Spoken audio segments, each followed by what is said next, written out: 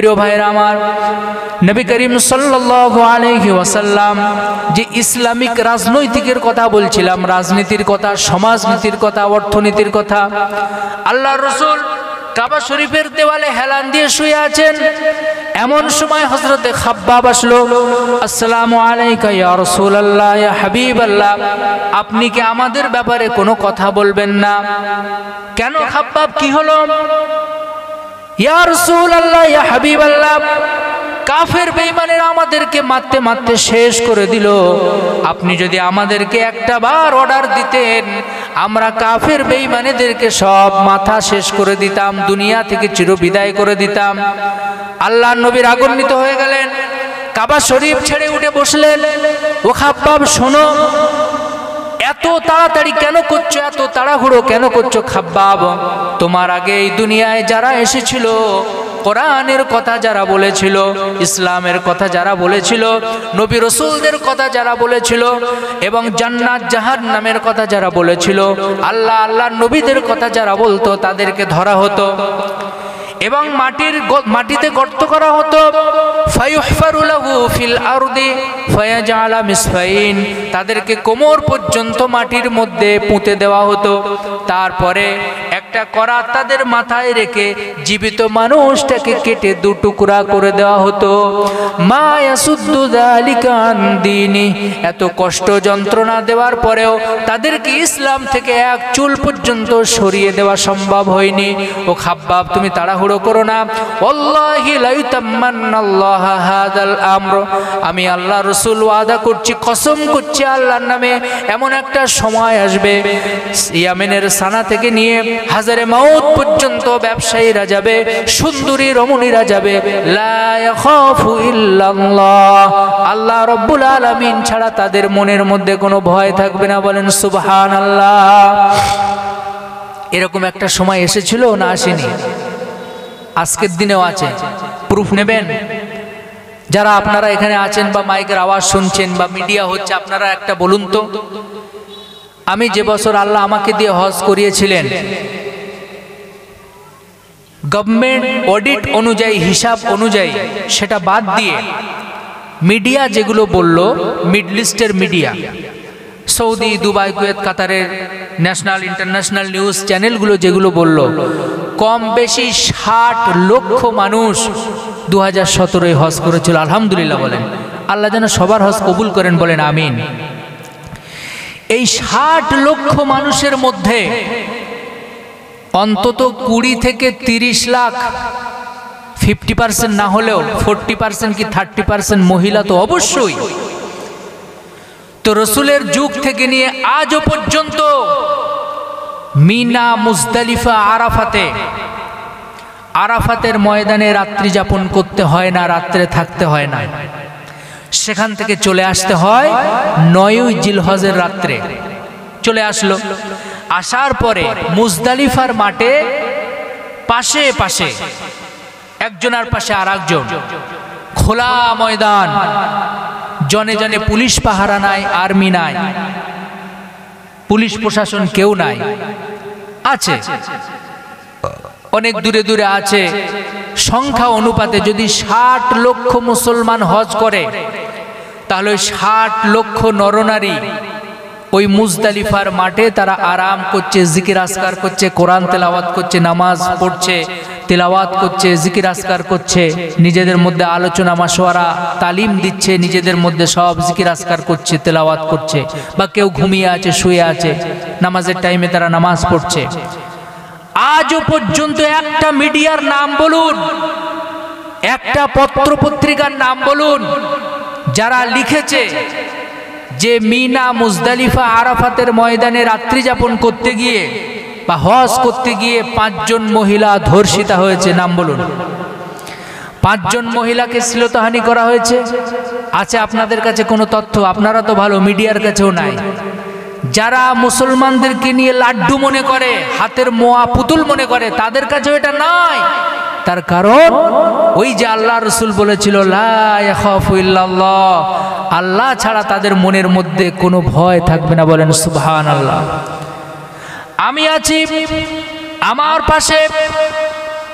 দেখা যাচ্ছে ইরাক থেকে এসেছে, কাতার থেকে এসেছে, কুয়েত থেকে এসেছে, বিভিন্ন রাষ্ট্র থেকে এসেছে। এত সুন্দর আল্লাহ পাক তাদেরকে রূপ যৌবন দিয়েছে, আল্লাহর সৃষ্টি চাঁদ যেন তার কাছে হার মেনে যাবে, ফুল ফলগুলো হার মেনে যাবে, এত সুন্দর দেখতে। কিন্তু একটা বারের জন্য তাদের দিকে যখন নজর পড়লো, দ্বিতীয়বার মজা নেওয়ার জন্য নজর দেওয়ার সম্ভব হলো না। তার কারণ ওই যে আল্লাহ রাব্বুল আলামিনের হাবিব বলেছিল, লা ইয়াখাফু ইল্লাল্লাহ, আল্লাহ ছাড়া তোমার মনের মধ্যে ওই জায়গায় কেউ থাকবে না। বলেন সুবহানাল্লাহ। সেজন্য আমরা দেখেছি নারীরা একা একা, কেউ তো গর্ভবতী, পেটে বাচ্চা, কারুর কোলে বাচ্চা, কারুর কাঁধে বাচ্চা, মক্কা, মদিনা, মিনা, মুজদালিফা, আরাফা, হুদাইবিয়া, উহুদ, বদর সব একা একা নামাজ পড়ছে। বাইতুল্লাহ শরীফে একা নামাজ পড়ছে, স্বামী নাই, ভাই নাই, পুরুষ মানুষ কেউ নাই। ছোট্ট একটা বাচ্চাকে অথবা একা অথবা বান্ধবীদের সঙ্গে মেয়েরা চলে আসলো তাহাজ্জুদের নামাজ আদায় করার জন্য। নারীদের জন্য আলাদা সেপারেশন করা আছে, জায়গা আছে, সেখানে তাহাজ্জুদের নামাজে দাঁড়িয়ে গেল, ফজরের নামাজে দাঁড়িয়ে গেল, এশার নামাজে দাঁড়িয়ে গেল। আজও পর্যন্ত গোটা পৃথিবীর কোনো মিডিয়া একজন মহিলা মক্কা, মদিনায়, মিনা, মুজদালিফা থেকে হারিয়ে গেছে, অথবা হাইজ্যাক হয়েছে, অথবা শ্লীলতাহানি হয়েছে, অথবা মার্ডার হয়েছে, অথবা ধর্ষিত হয়েছে, এই রিপোর্ট আজও পর্যন্ত কেউ প্রকাশ করতে পারেনি। বলেন সুবহানাল্লাহ। তার কারণ কোরআনের কিছু ক্ষমতা রাষ্ট্রীয়ভাবে পাওয়ারে আছে। বলেন সুবহানাল্লাহ। আপনি জিনা করবেন, কি করা হবে? এক কোপে কল্লা আলাদা করে দেওয়া হবে। আর চুরি করেছেন যদি প্রুফ হয় যে আপনি নেশায় চুরি করেছেন, পেশায় চুরি করেছেন, তাহলে একটা অ্যামাউন্ট আছে, সেই অ্যামাউন্টের যদি হয় মিনিমাম অ্যামাউন্ট, তাহলে কবজি পর্যন্ত, তার থেকে ম্যাক্সিমাম অ্যামাউন্ট তাহলে কনুয়ের থেকে, এখান থেকে কেটে নেওয়া হবে। এই রকম একটা শাস্তি যদি আমার দেশে হতো, সম্ভবত 2012 কি 11 সালে দিল্লির নির্ভয়া কাণ্ডের গণধর্ষণ হয়েছিল, আজও পর্যন্ত তার কোনো বিচার হয়নি। আমার বাড়ির পাশে অভয়া আরজিকর কাণ্ড আপনারা শুনেছেন, গোটা দেশ কেঁপে গেছে, আজও পর্যন্ত কোনো বিচার হলো না। কিন্তু সৌদি আরবে আমরা নিজের চোখে দেখেছি, ক্রেন নিয়ে এসে ডাইরেক্ট ঝুলিয়ে দেওয়া হচ্ছে। সেখানে পত্রপত্রিকা, মিডিয়া, রেডিও, ন্যাশনাল ইন্টারন্যাশনাল চ্যানেলগুলো সেগুলো লাইভ টেলিকাস্ট করছে। যারা দেখছে বা খবর পড়ছে, শুনছে, অন্তত 1 বছর হলেও ধর্ষণ এই শব্দটা যদি তাদের মনের মধ্যে আসে, ভয়ের চোটে 3 জগ পানি খাবে। বলেন সুবহানাল্লাহ। এর নাম ইসলামী পাওয়ার, ইসলামী আইন, ইসলামী শাসন। শুধু কোরআন শরীফ শবে বরাতের মাসে চুমু খেয়ে মসজিদে তাকে তুলে রাখবেন, ওই কোরআনের মুজিজা, ওই কোরআনের ক্ষমতা কোরআন দেখাবে না। আর কোরআন দুটো জিনিস থেকে কোরআন কখনোই যাবে না, হয় কিয়ামতের দিন কোরআন আপনার পক্ষে সাক্ষী দেবে, না হলে কিয়ামতের দিন কোরআন আমার বিপক্ষে সাক্ষী দেবে। কোরআন আমার পক্ষে কখন সাক্ষী দেবে? যদি নামাজটা কোরআনের মতো হয়, রোজাটা কোরআনের মতো হয়, হজটা কোরআনের মতো হলো, যাকাতটাও কোরআনের মতো হলো, তাসবিহ, তাহলিল, জিকির, আজকার কোরআনের মতো হলো। কিন্তু ছেলে আর মেয়ের যখন ফারাজ বন্টন করছি, তখন সব কিছু বিসমিল্লাহ বলে ছেলের নামে লিখে দিলাম, তখন কোরআনের সিদ্ধান্ত নিলাম না। ধানের জমি, পুকুর এবং ব্যাংক ব্যালেন্স, গাড়ি বাড়ি যা কিছু ছিল সব ছেলের নামে লিখে দিলাম। মেয়েটাকে একটা বিয়ের পালঙ্গ দিয়ে, খাট দিয়ে, শোকেস দিয়ে, আর একটা গাড়ি আর 1 লাখ টাকা ক্যাশ দিয়ে আসসালামু আলাইকুম, চিরবিদায় তোমাকে জানিয়ে দিলাম। এই যদি আপনার সিদ্ধান্ত হয়, কোরআন আপনার বিরুদ্ধে কিয়ামতের দিন সাক্ষী দেবে। কোরআনের সিদ্ধান্ত অনুযায়ী যদি জীবন যাপন না করেন, কোরআনের সিদ্ধান্ত অনুযায়ী যদি ব্যবসা না করেন, কোরআনের সিদ্ধান্ত অনুযায়ী যদি আপনি একজন মুসলিম এমপি হয়ে পার্লামেন্ট না চালান, কোরআনের সিদ্ধান্ত অনুযায়ী যদি বিধানসভা না চালান, কোরআনের সিদ্ধান্ত অনুযায়ী যদি নিজের সংসার না চালান, কোরআনের সিদ্ধান্ত অনুযায়ী নিজের পরিবার, পরিবেশ, নিজের পড়োশি যারা আছে, নিজের আশেপাশে যারা আছে তাদেরকে যদি পরিচালনা না করতে পারেন, কোরআনের সিদ্ধান্ত অনুযায়ী যদি শিক্ষা অর্জন না করতে পারেন, কোরআনের সিদ্ধান্ত অনুযায়ী যদি বায়ান বক্তব্য না করতে পারেন, কোরআনের সিদ্ধান্ত অনুযায়ী মসজিদের মেম্বারে দাঁড়িয়ে যদি বক্তব্য না রাখতে পারেন, কোরআনের সিদ্ধান্ত অনুযায়ী যদি দুনিয়াদারি, দিনদারি এবং অর্থনীতি, পরিকাঠামো, চাষাবাদ, ব্যবসা বাণিজ্য, বিবাহ শাদী, রান্না বান্না থেকে শুরু করে নিয়ে আপনার জন্ম থেকে মৃত্যু পর্যন্ত যদি কোরআনের সিদ্ধান্ত অনুযায়ী যদি না হয়, হয়, ওই কোরআন কিয়ামতের দিন আপনার বিপক্ষে চলে যাবে। বলেন নাউজুবিল্লাহ। আপনি বলবেন কি করে যায়? আমার বাবা যখন মারা গেছে 4-5টা গ্রামের সব দাওয়াত করে খাইয়েছি, 75টা গরু জবাই করে বিরাট বড় বড় ডেক বসিয়ে বিরিয়ানি করে মানুষকে ইসালে সওয়াব করে খাইয়েছি। না, আপনার উদ্দেশ্যই খারাপ। কে বলেছে অত বড় গরু কুরবানি করে, অত বড় জবাই করে, অত বিরিয়ানি করে খাওয়াতে? ইসালে সওয়াব আপনার মসজিদে হবে। সুবহানাল্লাহ বলেন। ইসালে সওয়াব কবরস্থানে চলে যান, মায়ের কবরের ধারে যান, বাবার কবরের ধারে যান, গিয়ে কাঁদুন। আল্লাহ রসুল সাল্লাল্লাহু আলাইহি সাল্লাম বলছেন, যখন কোনো মা বাপের কবরের ধারে গিয়ে কোনো সন্তান জিয়ারত করে, আল্লাহ যদি সেই জিয়ারত কবুল করে, সন্তানের দোয়া জিয়ারত তার মা বাবার জন্য কবুল হয়ে যায়। বলেন সুবহানাল্লাহ। প্রিয় ভাইরা আমার, তাহলে কোরআনে কারীম দুটো জিনিস থেকে কখনোই ফিরে আসবে না, হয় আমার পক্ষে না হয় আমার বিপক্ষে। পাইখালার মুসলমান, আমার বলতে সহজ হচ্ছে, ভালো লাগছে এজন্যই, যেহেতু আমি আপনাদেরকে খুব ভালো রকম চিনি। তো আমরা কোরআনে কারীম যেভাবে ব্যবহার করছি, যেভাবে আমল করছি, আমার মন বলছে হয়তো হতে পারে কোরআন আমার বিরুদ্ধেই চলে যাবে কিয়ামতের দিন। আল্লাহ হেফাজত করুক, বলেন আমিন। গরুর শরীর খারাপ, মেয়ের শরীর খারাপ, বিবাহ হয় না, কোরআনের দরকার পড়েছে, তাবিজ করা লাগবে, তাবিজ করতে হবে। তাবিজ একটা করেই যদি তাড়াতাড়ি মেয়ের বিবাহ হয়ে যেত, তাহলে তো সব সমস্যার সমাধান হয়ে যেত। মক্কা শরীফে পর্যন্ত গিয়ে সুশিক্ষিত হাজিরা মরিয়ম ফল খোঁজে। বলে, আমি বলি কি হবে ভাই এটা? বলে না, সেই অমুকের মেয়ের আসার সময় সগিনার মা বলছিল তার অনেকদিন বিয়ে হয়েছে, বাচ্চা কাচ্চা হয় না, যদি একটা ভিজিয়ে খেয়ে বাচ্চা কাচ্চা হয়ে যায়। আমি বলি, ভাই হাজি সাহেব, আপনার দুটো হাত ধরে বলছি, বিশ্বাস করুন, সৌদি আরবের গভর্নমেন্ট এতটা পাগল না যে মরিয়ম ফল খাইয়ে যদি মেয়েদের পেটে বাচ্চা এনে দেওয়া সম্ভব হতো, তাহলে বড় বড় মেডিকেল কলেজগুলো, গাইনোলজিস্টগুলো তারা আর লক্ষ কোটি টাকা দিয়ে তারা পুষতো না, তারা গবেষণা করতো না। এরকম অনেক উদাহরণ আছে। মেয়েদের অনেক সমস্যাগুলো থাকে, মেডিকেল প্রবলেম থাকে, সেসব রাস্তাগুলো, নাড়িগুলো ব্লক হয়ে আছে, তদবির কারকের কাছে গেছে, তদবির কারক। আবার তো অনেকে জেনেও বলে দেয়, নাউযুবিল্লাহি মিন যালিক, আস্তাগফিরুল্লাহ বলে। আপনি জেনে বলে দেবেন মানুষকে? কত বড় ভণ্ডামি করছে, চিন্তা ভাবনা করুন তো। বেশি দূর যেতে হবে না। আমি পাইখালাতে আজকের এই মাহফিল করার জন্য এসেছি। দুপুরে আমি বাড়িতে কি দিয়ে ভাত খেয়ে এসেছি বলতে বলুন তো, বলুন। অশিক্ষিত মানুষগুলোকে নিয়ে, গরিব মানুষগুলোকে নিয়ে মোটিভেটেড করতে খুব ভালো লাগে, ভণ্ডামি করতে খুব ভালো লাগে।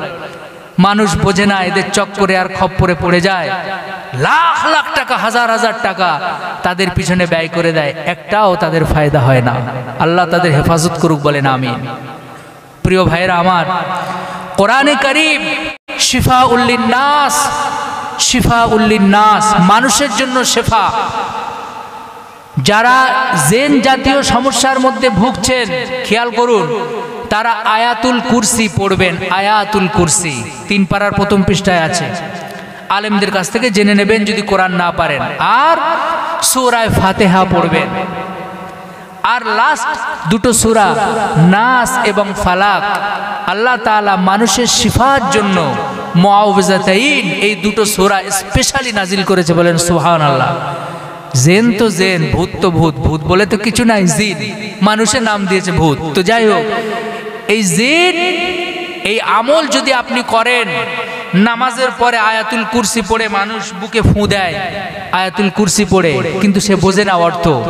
এই ফুঁ দেওয়ার কারণে আল্লাহ রসুল সাল্লাল্লাহু আলাইহি ওয়াসাল্লাম বলেছেন, ওই মানুষটা যদি আয়াতুল কুরসি অনুযায়ী আমল করে, নামাজ আদায় করে, দুনিয়াদারি করে, জীবনযাপন যদি করে সে মরতে পারে, আল্লাহ জান্নাত তার জন্য ওয়াজিব হয়ে যায়। বলেন সুবহানাল্লাহ। মানুষ বোঝে না, এর কাছে তার কাছে গিয়ে ধোঁকা খায়। আলেম উলামারা যারা আছেন এলাকায়, মানুষকে বোঝাবেন, ইমাম সাহেব যারা আছেন মানুষকে বোঝাবেন, এরা মানুষকে নিয়ে ভণ্ডামি করে, তাবিজ আর তাবিজ। একটা বাচ্চা ছোট্ট, এক জায়গায় জলসায় গেলাম, তার বাড়িতে খাওয়া দাওয়া, তো দেখলাম গরমের সময় তো বাচ্চাটাকে একটা ছোট্ট প্যান্ট পরিয়ে খালি গায়ে রেখেছে, 4-5টা মোটা মোটা তাবিজ। আমি বললাম, ভাই এটা কি? বলে আর বলেন না হুজুর, সারাদিন শুধু সর্দি কাশি। তাহলে সর্দি কাশির আবার তাবিজ? হায় হায়, তো খায় কি আপনার ছেলে মেয়ে? বলে আইসক্রিম ছাড়া ওর আর কোনো খাবার নেই। আপনি বলুন, আইসক্রিম খালে তো এমনিই তো ঠান্ডা লাগবে, এমনিই তো সর্দি কাশি হবে, তো আপনি গোটা কোরআন শরীফ তার বুকে ঝুলিয়ে দিয়ে আর আইসক্রিম খাওয়াবেন, এ কোনোদিন সমস্যার সমাধান হবে? প্রিয় ভাইয়ের আমার, আলেমদের কাছে জোরহাত করে অনুরোধ করছি, হাজারো পেশা আছে দুনিয়ায়, আপনি চাষাবাদ করুন, গরু চড়ার সম্মান আছে। প্রত্যেকটা নবীকে আল্লাহ তাআলা এই গরু, ছাগল, উট, বকরি, দুম্বা চড়ানোর দায়িত্ব দিয়েছিলেন না দেননি? তাই বলে আমরা বলবো না নবীরা রাখাল ছিল। নাউযুবিল্লাহ বলেন, নাউযুবিল্লাহি মিন যালিক। এটা দেওয়ার কারণটা কি? তোমার সামনে একটা উম্মত দেওয়া হবে, সেই উম্মত ছাগলের মতন, গরুর মতন এইরকম সামনের দুটো পা দিয়ে দাঁড়িয়ে থাকবে। তুমি যতই সামনের দিকে টানো, কালমার দিকে টানো, হকের দিকে টানো, কোরআনের দিকে টানো, ইসলামের দিকে টানো, জান্নাতের দিকে টানো, তাওহীদের দিকে টানো, শিরকের বিরুদ্ধে নিয়ে এসো, বেদাতের বিরুদ্ধে নিয়ে এসো, অসত্য যেগুলো আছে, ক্ষতিকারক জিনিস যেগুলো আছে, সেগুলোর থেকে তুমি টেনে নিয়ে আসো, তারা আসতে চাইবে না। কিন্তু সবর করতে হবে। এই সবর করার ফলে আল্লাহ পাক তোমাদের জন্য জান্নাত দিয়ে দেবে। বলেন সুবহানাল্লাহ। প্রত্যেকটা নবীকে আল্লাহ রাব্বুল আলামিন পরীক্ষা নিয়েছেন। হযরতে ইয়াকুব আলাইহিস সালাতু ওয়াস সালামকে আল্লাহ পাক পরীক্ষা নিলেন, হযরতে আদম আলাইহিস সালাতু ওয়াস সালামকে পরীক্ষা নিলেন। মানুষ এত বেসবরি হয়ে যায়, কিন্তু নবীদের আলোচনা যদি শোনেন আপনারা, নবীদের কাহিনীগুলো যদি শোনেন, নবীদের আলোচনা জীবনীগুলো যদি শোনেন, মানুষের জীবনের পরিবর্তন হয়ে যাবে। আজকের আমরা তো নবীদের আলোচনা করতে ভুলে গেলাম। কোন জায়গার কোন পীর সাহেব সাগরের পাশ দিয়ে যাচ্ছিল, আর 50 বছর আগে সেই নদীতে, সেই গঙ্গায় নাকি একটা বরযাত্রীর লঞ্চ ডুবে গিয়েছিল। হুজুর সেখানে গিয়ে বিসমিল্লাহ বলে যেমনি ফু দিয়েছেন, 50 বছর আগের সেই মরা যাত্রী আবার জিন্দা হয়ে গেছে। অনেকে মনে মনে সুবহানাল্লাহ বলেই ফেলেছে। এই সব কেচ্ছা কাহিনী মানুষকে শুধু শোনায়। বিশ্বাস করুন, আব্দুল কাদের জিলানী রহমাতুল্লাহ আলাইহির ব্যাপারে এরকম তার উপরে দোষারোপ করা হয়। এই কথা তিনি তার কেতাবে কোনোদিন লিখেননি, তিনি তার মুরিদদের কখনো বলেননি। তাহলে ওয়াজের মধ্যে আসলো কেন? আমাদের মতন কিছু অর্ধশিক্ষিত মানুষ, আলেম, তারাই মানুষকে ভুল বোঝালো। এটা বিশ্বাস করুন, এটা হয় না, এটা অসম্ভব, এটা কারামত নয়। ওলিদের কারামত সত্য, কিন্তু এগুলো নয়, এগুলো দিয়ে মানুষকে বোকা বানানো হয়। হুজুর বিসমিল্লাহ বলে একটা কাঁচের গ্লাস বা স্টিলের গ্লাস নিয়ে পানি নিলেন, ফু দিলেন, আর গ্লাস ফেটে চুরমার হয়ে গেল। এইভাবে মানুষকে যদি হয়েও থাকে, তাহলে ওই ফুঁয়ের কি সমস্যা আছে বা কি সমাধান আছে যেটা আমার জীবনের কাজে লাগবে, আমার গ্রামের জন্য কাজে লাগবে, আমার দেশের জন্য কাজে লাগবে, মুসলিম বিশ্বের জন্য কাজে লাগবে? হুজুরের ফুঁয়ের দাম আছে, হতে পারে, আমরা অস্বীকার করছি না, কিন্তু তাই বলে এটা নিয়ে তো পাবলিসিটি করার কোনো কারণ নাই। মানুষকে এত মিথ্যা বিভ্রান্ত করছে এইসব বক্তাগুলো। আল্লাহ সেই সব মানুষ থেকে আমাদেরকে হেফাজত করুক, বলেন আমিন। উনি এখানে চোখ বুজিয়ে মক্কা শরীফে কুকুর তাড়াচ্ছে, কিন্তু খেতে গিয়ে ভাতের ভিতরে ডিম দিচ্ছে, উনি খুঁজে পাচ্ছে না। এই হয়েছে আমাদের আজকের অবস্থা। কিসসা কাহিনী দিয়ে মানুষগুলোকে মোটিভেশন করছে, শেষ করে দিচ্ছে। এক এলাকার এক বক্তা ছিল, চোখ বন্ধ করে ওয়াজ শুরু করেছে, চোখ খুলে দেখে কেউ নাই।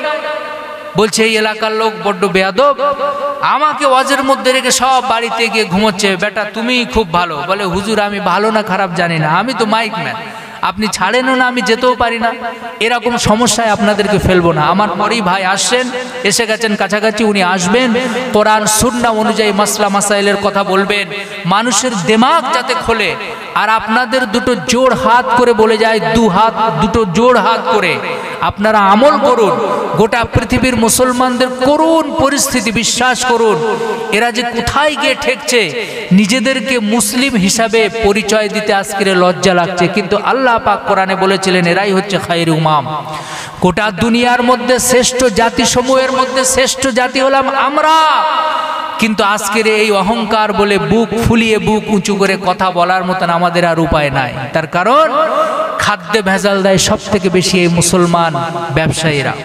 ওজনে কম দেয় সব থেকে এই মুসলমান ব্যবসায়ীরা। বর্ডারে গরু পাচার করছে আমার এলাকা, আমি তো জানি, ধরা পড়ছে এই ম্যাক্সিমাম মুসলমানের বাচ্চারা। আপনি কালকে যান, বারাইপুরে জেল আছে তো, না নেই? সংশোধনাগার আছে, সেন্ট্রাল জেল আছে দমদমে, সেখানে গিয়ে দেখুন ম্যাক্সিমাম মুসলমানরা ঘুরঘুর করছে। থানায় কারা? মুসলমানরা। ভাইয়ে ভাইয়ে মারপিট, জমি জায়গা নিয়ে মারপিট। কেন হবে এটা? এই দুনিয়ায় এত স্বার্থ কিসের? যাদের দাড়ি পেকে গেছে 60-70 বছর বয়স, বুকে হাত দিয়ে বলুন তো কি নিয়ে যেতে পারছেন, কি অর্জন করতে পারছেন? কিছুই পাচ্ছেন না। সেজন্য নামাজে আসুন, রোজায় আসুন, মসজিদে আসুন, কোরআনের কাছে আসুন, আলেমদের কাছে আসুন, সুন্নতে নববীর কাছে আসুন। আল্লাহ পাক ভাগ্য চমকে দেবে। বলেন সুবহানাল্লাহ। একটু জিকির করেন, লা ইলাহা ইল্লাল্লাহ, লা ইলাহা ইল্লাল্লাহ, লা ইলাহা ইল্লাল্লাহ, মুহাম্মাদুর রাসূলুল্লাহ সাল্লাল্লাহু আলাইহি ওয়াসাল্লাম। প্রিয় ভাইরা আমার, যে সবরের কথা বলছিলাম, প্রত্যেকটা নবী রাসূল সবর ইখতিয়ার করেছেন। হযরতে ইয়াকুব আলাইহিস সালাতু ওয়াস সালাম, তার চোখের সামনে থেকে হযরতে ইউসুফ আলাইহিস সালাতু ওয়াস সালামকে সরিয়ে দেওয়া হলো।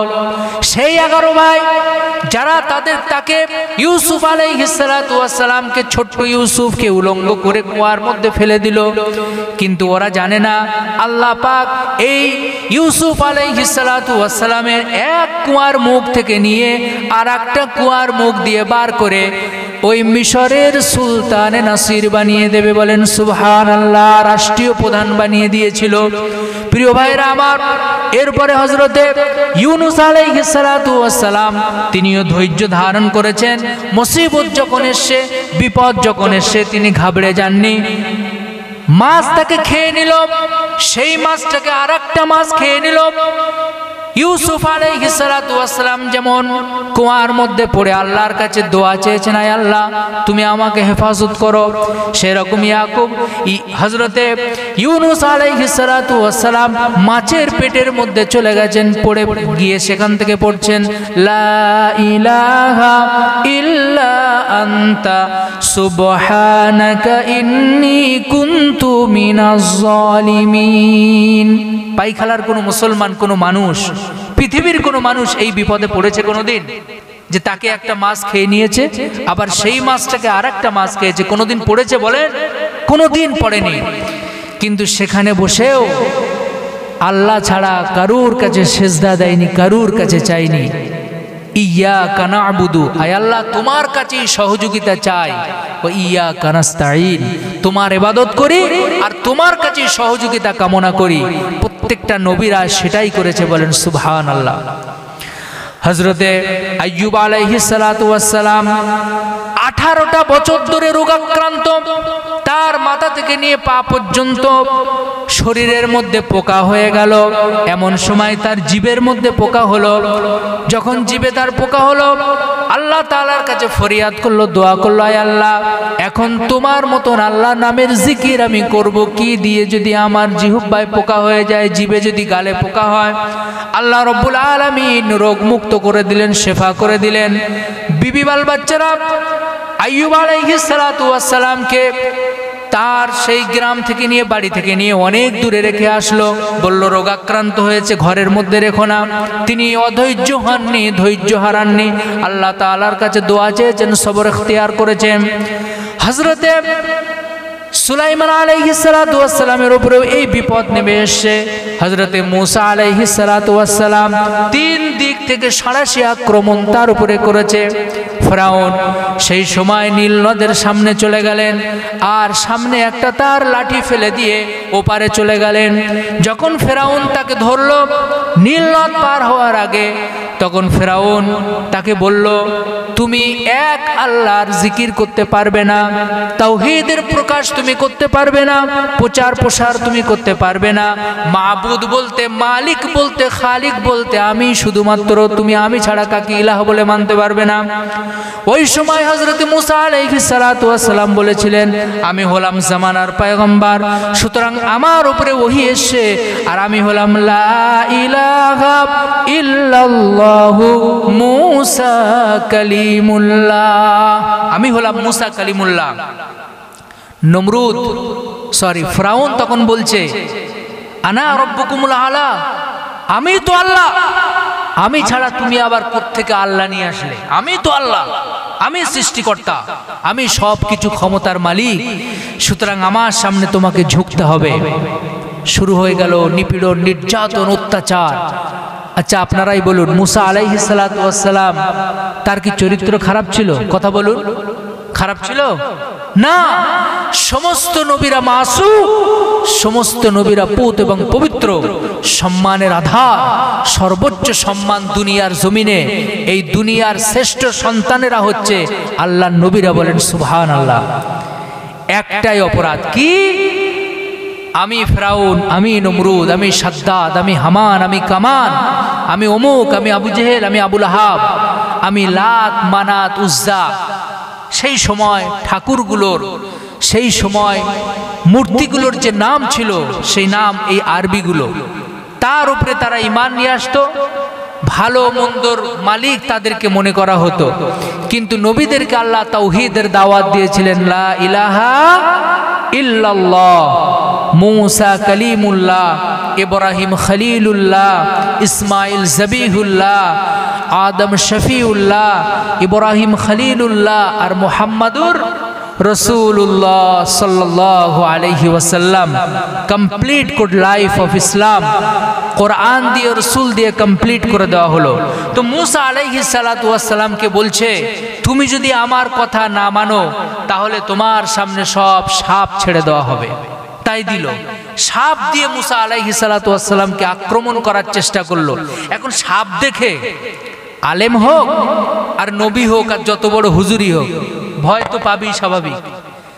তো মূসা আলাইহিস সালাতু ওয়াস সালাম ভয় পেয়ে গেলেন। আল্লাহ বললেন, লা তাখাফ, খুজ, ধরো, লা তাখাফ, ভয় পেও না, ইন্নাল্লাহা মা'ানা, আমি তোমার সঙ্গে আছি। বলেন সুবহানাল্লাহ। মূসা আলাইহিস সালাতু ওয়াস সালামের হাতে আল্লাহ জিজ্ঞেস করলেন, ওটা কি? বললেন লাঠি। ছেড়ে দাও, ছেড়ে দিল। হিয়া হাইয়াতুন তাসআ, সব সাপগুলোকে খেয়ে নিয়ে মূসা আলাইহিস সালাতু ওয়াস সালাম আবার যখন সেই লাঠিটাকে ধরলেন, সাপ তো লাঠিটাকে ধরলেন, আবার সেই লাঠি আগের মতো হয়েই ফিরে আসলো। বলেন সুবহানাল্লাহ। তখন নমরুদ, ফিরআউন বলছে, এ নবী শুধু নয়, এ জাদুকরও। বলেন নাউজুবিল্লাহ। তার উপরে হলো অত্যাচার, নির্যাতন।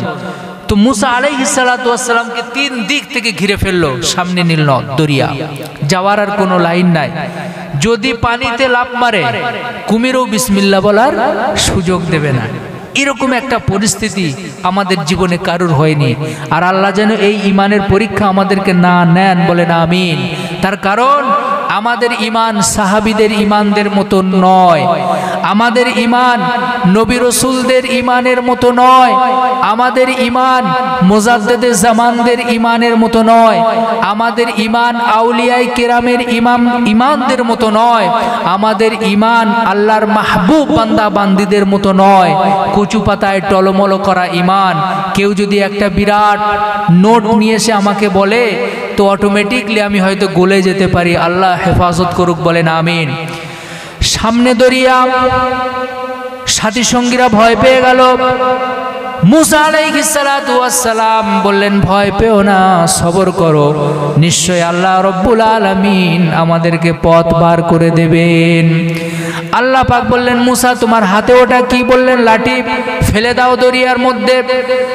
রাস্তা ছিল একটা, দরকার হয়ে গেল 18টা রাস্তা। আল্লাহ পাক মূসা আলাইহিস সালাতু ওয়াস সালাম এবং তার সাথী সঙ্গীদেরকে নিয়ে ঠিক হেফাজত করে সাগরের ও মাথায় তুলে দিলেন। ফেরাউন এসে দেখলো বিরাট high road, Diamond Harbour road, আমি চলে যাব। কিন্তু রোড তৈরি হয়েছিল, পানিটা ফাঁকা হয়ে গিয়েছিল আল্লাহর হুকুমে।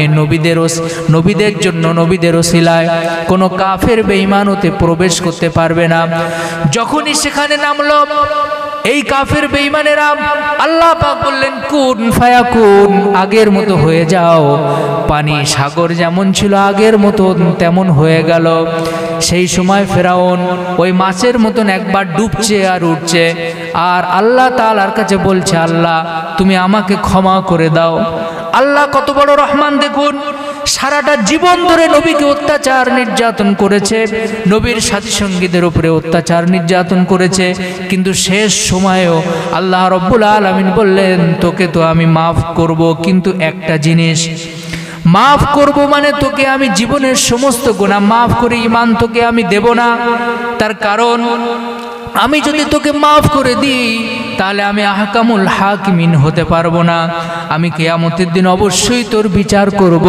তবে তুই মরার সময় আমার কাছে যেহেতু সহযোগিতা কামনা করেছিস, আমার কাছে দোয়া করেছিস, যা আমি আল্লাহ রব্বুল আলামিন তোর দেহটাকে হেফাজত করলাম।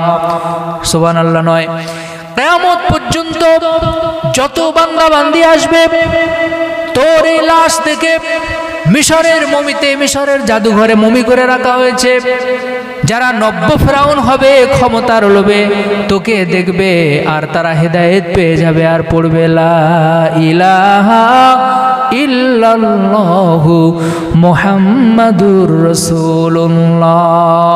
প্রিয় ভাইরা আমার, নবীরা অত্যাচারিত হয়েছেন, লাঞ্ছিত, বঞ্চিত, অপমানিত হয়েছেন, কিন্তু সবর ইখতিয়ার থেকে সরে আসেননি।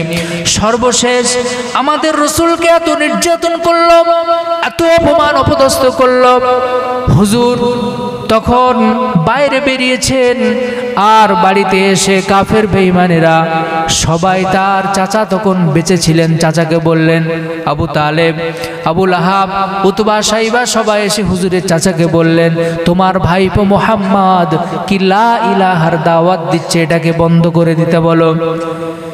যদি তিনি বন্ধ করে দেন এই গোটা সাম্রাজ্যের ক্ষমতার ভাগ যদি চায় তাও দেব, উট ঘোড়া হাতি যা চাইবে তাই দেব, রাজনৈতিক অংশীদারিত্ব দেব, ব্যবসা বাণিজ্যর ভাগ দেব, এবং শুধু তাই নয়, গোটা সৌদি ভূখণ্ডের মধ্যে সবথেকে সুন্দরী রমণীদের সঙ্গে বিবাহ দিয়ে দেব।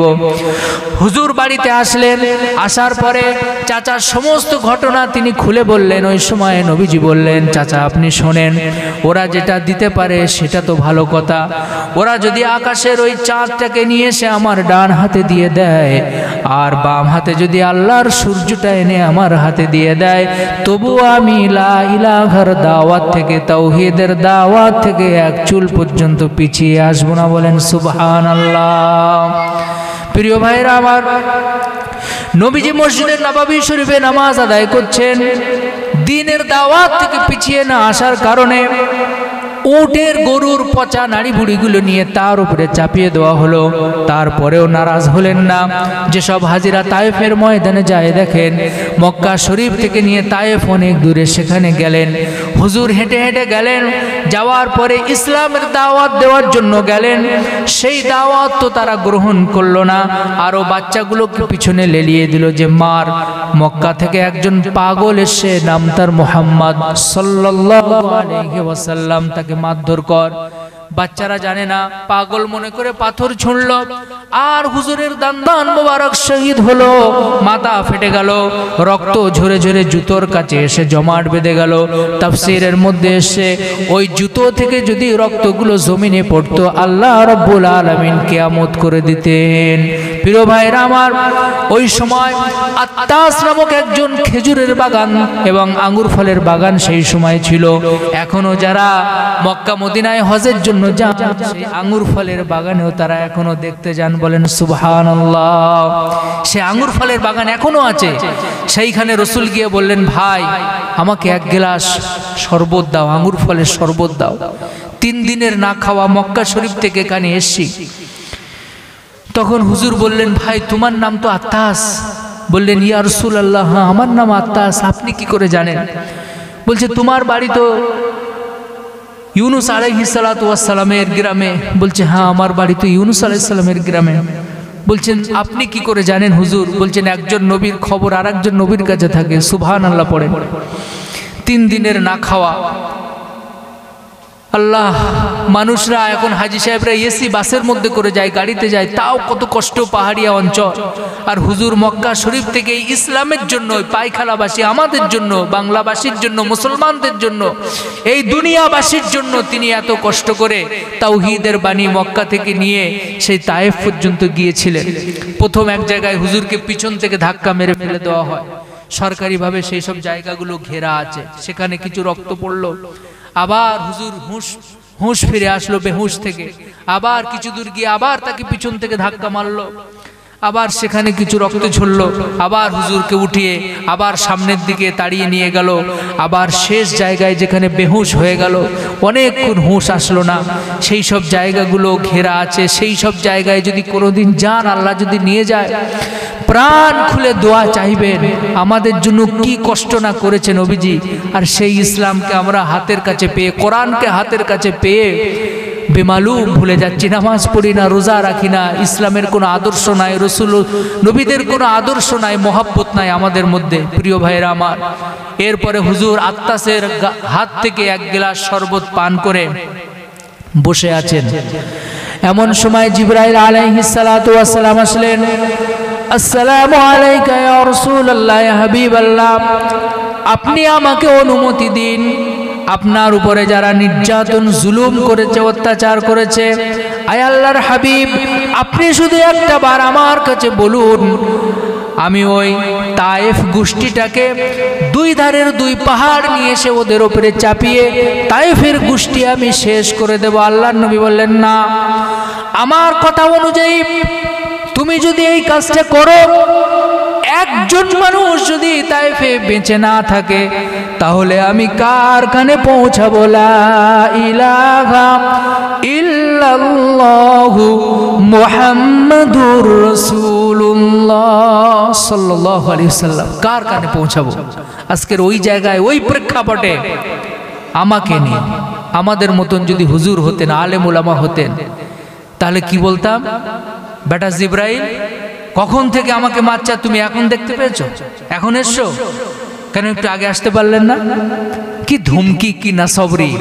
কিন্তু আল্লাহ রসুল কি তাই করলেন? না, সবর ইখতিয়ার করেছেন। আবার সবর করার অর্থ এই নয় কেউ আপনাকে মারতে মারতে দুটো দাঁত ফেলে দেবে, আপনি বলবেন ভাই হাতে ব্যথা পেয়েছেন নাকি, তাহলে আর একটা চড় মেরে যে কটা দাঁত আছে ফেলে দেন। ইন্নাল্লাহা মা'আস সাবিরিন, আমি সবর করছি, এর নাম সবর নয়। সবর যখন মানুষের উপরে মুসিবত আসবে, বিপদ আসবে, বালা মুসিবত আসবে, এইটাকে ওভারটেক করার জন্য, ওভারকাম করার জন্য, এই মুসিবত থেকে বাঁচার জন্য যা কৌশল, বিদ্যা, বুদ্ধি, চিন্তা, চেতনা দিয়ে গ্রহণ করার দরকার, এবং এই চিন্তা ভাবনা করতে গিয়ে যে যতক্ষণ সময় পার হয়, সেই সময় আল্লাহর কাছে সহযোগিতা কামনা করতে হবে, নামাজে দাঁড়াতে হবে, দোয়া চাইতে হবে, এটার নামে সবর। এখনই একটা মুসিবত হলো, মনে করুন আমফান ঝড়, টর্নেডো, বিভিন্ন ঘূর্ণিঝড়, আমার ঘরটা ভেঙে গেল, আমি তখন চায়ের দোকানে গিয়ে, রাস্তার মাজায় মাজায়, দোকানে, বাজারে, ঘাটে, হাটে মাঠে আমি বলছি, আমি এত নামাজ পড়ি, আমি মুফতি সাহেব অমুক তমুক, আমি হজ করে এসি বারবার, আর আল্লাহ তাআলা আমার ঘরটাই দেখতে পেল, সবার ঘর ভালো আছে আর আমার ঘরটা ভেঙে গেল। নাউজুবিল্লাহ বলেন। সবর ইখতিয়ার করতে পারলেন না। আপনি তো ভালো, আপনার ঘরটার উপর দিয়ে গেছে, আপনি দুনিয়ার জমিনে বেঁচে আছেন, এটার অর্থই হচ্ছে আল্লাহ তাআলা আপনাকে সুযোগ দিয়েছেন তওবা করার, জান্নাতে যাওয়ার জন্য। বলেন সুবহানাল্লাহ। আপনি মসজিদে আসা দরকার ছিল তো, আপনার কোরআনটা নিয়ে তেলাওয়াত করে আল্লাহর কাছে শুকরিয়া আদায় করা দরকার ছিল যে আল্লাহ তুমি আমার ঘরের উপর দিয়ে নিয়েছো, আমার অন্য অন্য সমস্যার উপর দিয়ে নিয়েছো, আমার অন্য অন্য সম্পত্তির উপর দিয়ে নিয়েছো, আল্লাহ তুমি আমাকে হেফাজত করেছো, তুমি আমাকে বাঁচিয়েছো, আল্লাহ তুমি আমার রব, তোমার জন্য শুকরিয়া আদায় অর্থে আমি নামাজ পড়ছি সিজদায়, তোমার দেওয়া এই সৃষ্টির যে শরীর আমি তোমার রাস্তায় দিয়ে দিচ্ছি, আমি তোমার জমিনে আমি সিজদা দিচ্ছি, আর পড়ছি সুবহান রাব্বিয়াল আলা, তুমি সবথেকে বড় প্রশংসা, একমাত্র অধিকার, তুমি সবথেকে বড় মহান রব। বলেন সুবহানাল্লাহ। এসব করব না। ঝড়ের মাঝখানে, নদীর মাঝখানে যদি থাকে, তখন শুধু বলে আল্লাহ কোন রকম এবারটা পার করে দেন। আর বাড়ি এসে যদি দেখে যে তার দোকান, তার গোয়াল ঘর, তার থাকার ঘর, আগে তো এত ছাদ ছিল না, মানুষ তাল কাঠের কাঁড়ি দিয়ে, কি বলে এদিকে, তাল গাছ দিয়ে, এরপরে খেজুর গাছ দিয়ে, তারপরে আপনার বাঁশ দিয়ে বাড়ি বানাতো না।